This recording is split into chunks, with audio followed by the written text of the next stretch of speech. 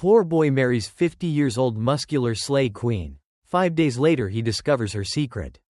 At 15, Ethan lived a quiet life with his Aunt Harper in a modest, time-worn house tucked away on a bustling city street.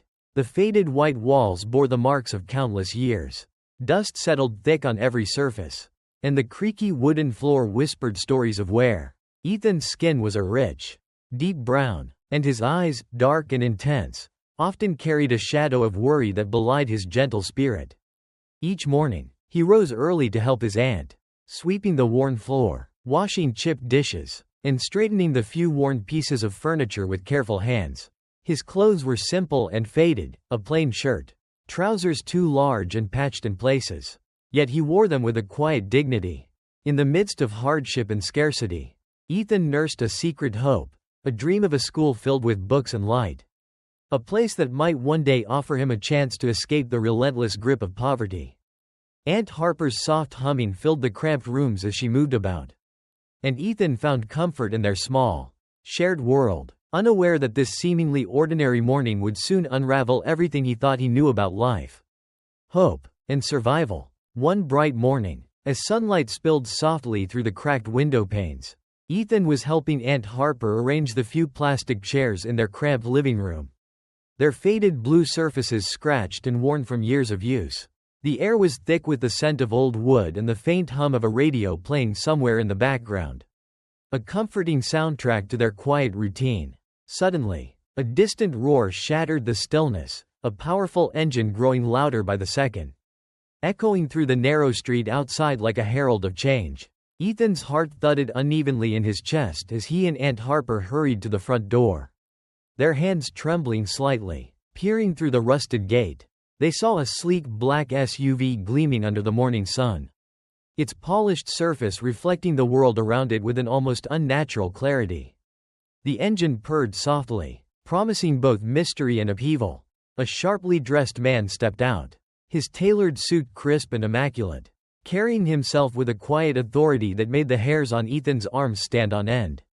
Aunt Harper gasped softly, clutching Ethan's hand as if to anchor him to reality. Then, with the grace of a warrior queen, a tall woman emerged, her presence commanding the space like a force of nature. She wore bright red sneakers that seemed to defy the faded surroundings, tight black leggings that sculpted every sinew of her powerful legs, and a gold top that caught the sunlight and scattered it like liquid fire. Her skin glowed with an unearthly smoothness, and long braided hair cascaded down her back in perfect waves. Her eyes locked onto Ethan's with a mixture of warmth and intensity that made him feel both exposed and strangely safe. "Good morning, Ethan," she said softly, her voice a steady current beneath the storm of his pounding heart. The man in the suit nodded politely, producing a small camera and pressing a button that bathed the room in a red glow. Live. They were on air, broadcasting this moment to thousands, maybe millions. Aunt Harper's eyes shimmered with tears, caught between hope and fear, while Ethan stood frozen, the weight of what was unfolding pressing down on his small frame. The woman named Aurora spoke confidently, announcing that she was marrying Ethan today, that their union would be a whirlwind, a spectacle to show the world that love could be found in the most unexpected places. Her smile was radiant, but beneath it lay a current of something darker, something that Ethan could not yet name, torn between his dreams of a better life and the strange unease curling in his stomach. Ethan took a shaky breath and whispered his consent, sealing a fate that would forever alter the path of his youth. The wedding unfolded like a scene from a dream, or perhaps a spectacle crafted for the world's eyes alone. Cameras clicked incessantly, lights flared bright and unforgiving, and the air thrummed with a mixture of excitement and tension that seemed almost unreal to Ethan. The small yard where he had spent countless quiet mornings was transformed overnight into a lavish stage. A crimson carpet stretched from the glossy black SUV to a delicate table adorned with pastries and crystal glasses filled with sparkling juice. Guests began to arrive, Aurora's friends and entourage, carrying bouquets of fresh flowers. Their laughter mingling with the warm strumming of guitars and the steady beat of drums that set a slow, hypnotic rhythm. The singer's voice floated over the crowd, a melodic thread weaving through the chatter and the flashing lights. Ethan stood awkwardly beside Aunt Harper, his plain shirt and worn trousers hidden beneath a jacket that felt tight and unfamiliar around his thin arms, as if reminding him that he was an intruder in this dazzling new world. Aurora appeared radiant in a deep blue gown that shimmered like the evening sky, the fabric clinging to her strong, sculpted form, every movement making her glow even brighter under the afternoon sun. She was the embodiment of power and grace, a queen crowned by the camera's relentless gaze. When Aurora stepped forward to speak, the crowd hushed instantly, their attention rapt. Her voice rang clear and commanding as she declared their marriage a bond not only of love but of hope and salvation for Ethan and his family, a promise that their struggles with poverty would soon be a thing of the past. Yet, as she looked directly at Ethan, her eyes seemed to pierce through him, stirring a whirlpool of emotions that churned uneasily beneath his calm exterior. The party swirled around them in a blur of colors and sounds, glasses clinked. Laughter echoed, cameras zoomed in for close-ups, but Ethan felt like a small fish caught in a vast, unpredictable ocean, his every movement magnified and scrutinized. Later, under a tent softly lit by flickering candles and swaying in a gentle breeze, the dinner began. Long tables covered in white cloth bore plates of steaming rice, spicy stew, fried plantains, and tender chicken. Ethan picked at his food, the spicy flavors warming his throat but failing to ignite any real appetite. A kind woman seated nearby urged him gently to eat, assuring him of Aurora's generosity and goodwill. Aurora herself watched quietly, a subtle smile playing on her lips as she praised Ethan's bravery, though he felt anything but courageous. The evening wore on, the guests departing one by one until only Ethan, Aunt Harper, Aurora, and the ever-watchful man in the suit remained. The grandeur of the mansion, the polished wooden floors, the towering mirrors lining the halls, all of it pressed in on Ethan, making his chest tighten with a mixture of awe and dread. When Aurora led him to his room, a lavish chamber unlike any Ethan had ever imagined, the weight of his new reality settled heavily on his shoulders. The grand four-poster bed with crisp white curtains, the plush rugs, and the vast gold-framed mirror reflected a boy transformed, not by choice, but by circumstance. As he sank onto the soft sheets and stared into his own reflection, Ethan felt both small and exposed, caught between the shimmering promise of a new life and the dark shadows creeping just beyond the glass. As the days unfolded within the sprawling mansion, Ethan found himself both mesmerized and unsettled by the enigmatic presence of Aurora. Despite her 50 years, she moved with the vigor and grace of someone half her age, her muscular frame a testament to discipline and unyielding strength. Each morning, before the sun had fully risen, Ethan would hear the steady rhythm of weights being lifted, the soft thumps echoing through the polished hallways like a warrior preparing for battle. One dawn, curiosity overcame caution, and Ethan quietly followed the sounds to find Aurora immersed in her rigorous workout, the golden light from overhead illuminating every sinew as she effortlessly lifted heavy dumbbells with a precision that seemed almost supernatural. Her skin glistened with beads of sweat, and her eyes shone with fierce determination, reflecting a power that was both inspiring and intimidating. Watching her, Ethan felt a pang of awe mingled with a growing unease, sensing there was more to her vitality than met the eye. Later, during a rare moment of calm over breakfast on the sun-drenched patio, Ethan summoned the courage to ask the question that had been haunting him. "How do you stay so fit? How do you have those muscles at your age?" he ventured, his voice barely above a whisper. Aurora smiled knowingly, brushing a stray braid behind her ear as the morning light turned her hair a deep shade of red. "It takes work," she replied, her tone calm yet resolute. "I train every day, watch what I eat. Discipline is the key." Ethan nodded, biting into a slice of bread as he pondered her words. "But most people slow down at 50. They get tired." Aurora's eyes darkened slightly, a fleeting shadow crossing her face before she masked it with a gentle smile. "Most people," she echoed softly, "but I am not most people." The words lingered between them, charged with an unspoken secret. Ethan's gaze faltered, but his curiosity burned brighter. That night, restless and plagued by shadows in his mind, Ethan stumbled upon a hidden corner of Aurora's world, a phone left unattended in the vanity room, its screen glowing faintly in the dim light. With trembling fingers, He unlocked it using a code he had seen her enter before. What he found chilled him to the bone. Buried deep within a private folder were photographs of children, small, fragile figures bound by thick ropes, their eyes vacant and staring into nothingness. One image showed a girl slumped over a wooden chair, her feet barely touching the ground, a dark stain beneath her like spilled blood. Another revealed a boy lying motionless on a cold metal table, his clothes torn, his face pale and lifeless. The room seemed to close in on Ethan as bile rose in his throat. He pressed the phone to his chest, struggling to steady his breath, the weight of the terrible truth pressing down on him. Just then, footsteps approached, a servant's soft voice echoed a greeting, and Ethan hastily locked the phone, hiding it beneath a hairbrush before retreating into the shadows, his heart pounding in frantic rhythm. The mansion no longer felt like a refuge, it was a cage filled with dark secrets. And Ethan was trapped inside with them. The mirror stood alone in the sprawling garden, an ancient relic framed in faded gold, its surface catching the sky and the swaying treetops like a silent window to another world. Ethan's footsteps faltered as he approached, the warm breeze stirring the leaves around him, carrying a faint scent of incense and something colder, more elusive. As he peered into the glass, his own reflection stared back, a small, thin boy swallowed by the grandeur and mystery that surrounded him.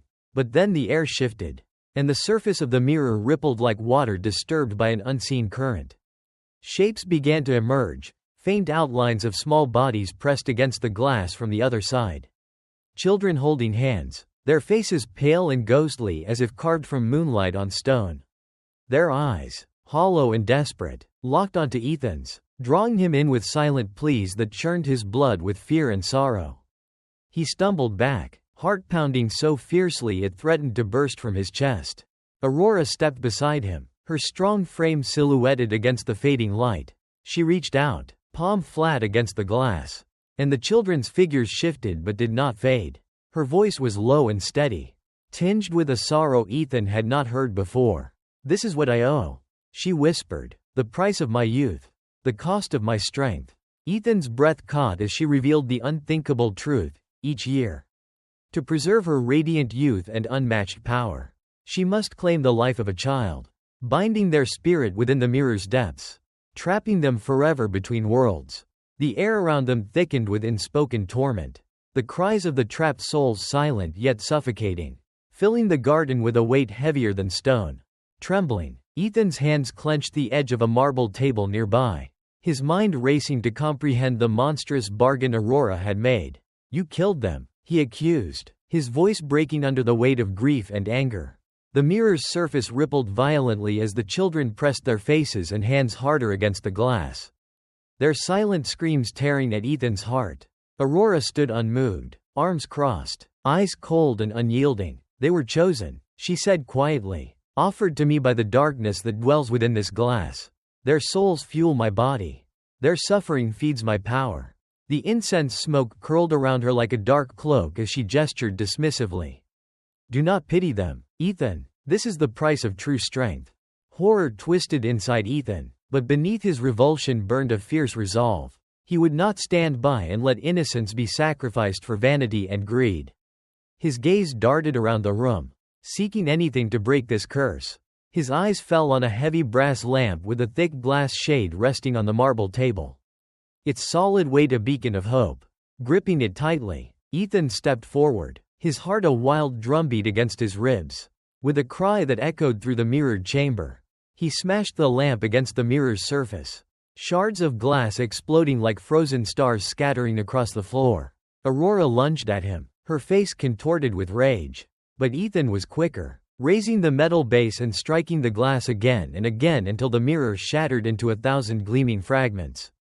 The trapped children's forms flickered, bending and warping until they slipped through the broken shards like mist freed from chains.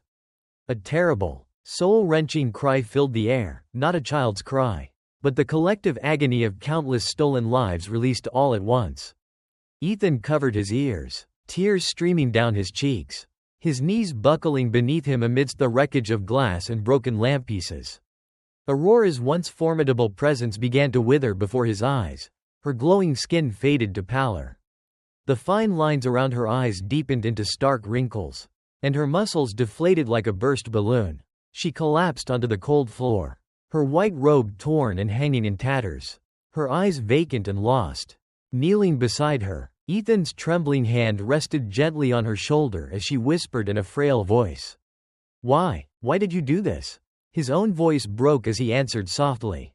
"Because you hurt children. No one should lie by stealing innocence and life."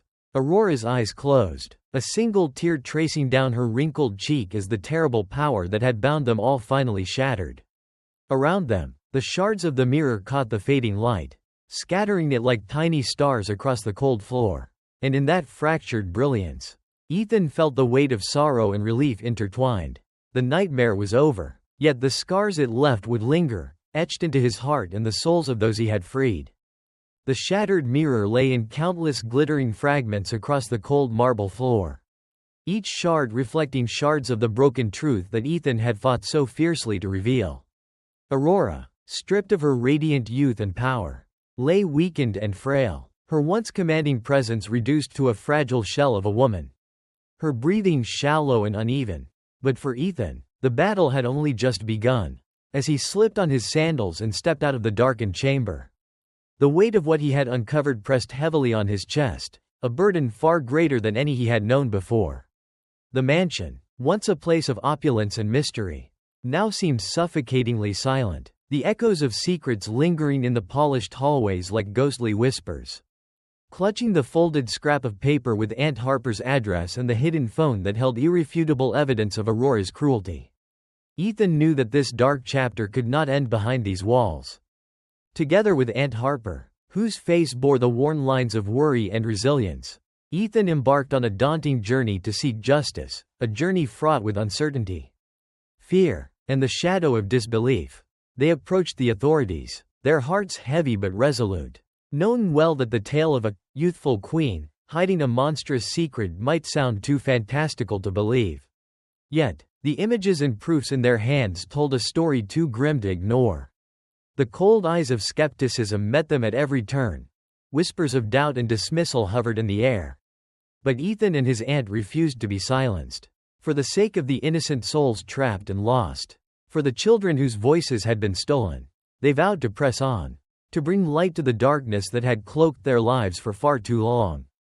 Yet even as they fought to unravel the nightmare, Ethan felt a chill that no warmth could soothe, a persistent haunting that clung to his spirit like a shadow refusing to be cast away. One evening, as the sun dipped below the horizon and painted the sky in hues of fading gold, Ethan's phone buzzed with a message from an unknown number.